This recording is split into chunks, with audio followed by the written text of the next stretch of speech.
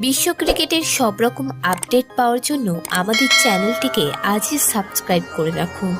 IPL 2024 সালের আগে অধিনায়ক হিসাবে হার্দিকের হাতেই নেতৃত্ব তুলে দিয়েছিল মুম্বাই ইন্ডিয়ান্স, কিন্তু এই সিদ্ধান্ত মুম্বাই সাপোর্টারদের তেমন পছন্দ হয়নি।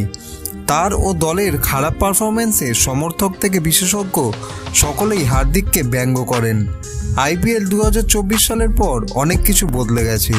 হার্দিক জাতীয় দলের জার্সি গায়ে চাপিয়ে বিশ্বকাপে বেশ ভালো পারফর্ম করেছেন। রোহিতের অবসরের পর মুম্বাই ইন্ডিয়ান্সে তারই সতীর্থ সূর্যকুমার যাদবকে ভারতীয় টি-20 দলের অধিনায়ক নির্বাচিত করা হয়েছে। এই সিদ্ধান্তের পর থেকেই হার্দিকের আইপিএল ভবিষ্যৎ নিয়ে জল্পনা শুরু হয়ে গেছে। এখন সবার মনে একই প্রশ্ন, মুম্বাই ছাড়লে কোন ফ্র্যাঞ্চাইজি হার্দিককে দলে নিতে ঝাঁপাতে পারে? পরবর্তী মরশুমে লখনৌ সুপার জায়ান্টসেরও অধিনায়ক বদল হওয়ার কথা শোনা যাচ্ছে। এদিকে হার্দিক অধিনায়ক হিসাবে ইতিমধ্যেই আইপিএল জিতে ফেলেছেন, তাই তিনি বিকল্প হতে পারেন বলে অনেকেরই ধারণা।